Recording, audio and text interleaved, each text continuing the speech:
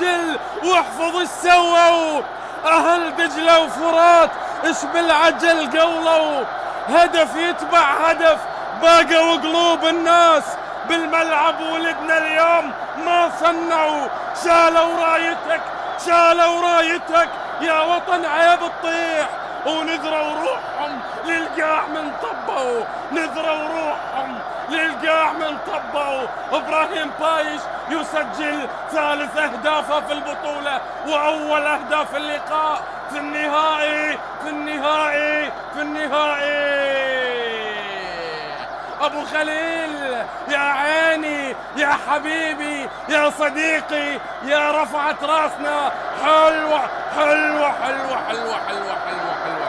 ابراهيم بايش يسجل ويضع العراق في المقدمة، 1-0 عراقية. قلناها أن المنتخب العراقي يريد الوصول إلى الهدف الأول.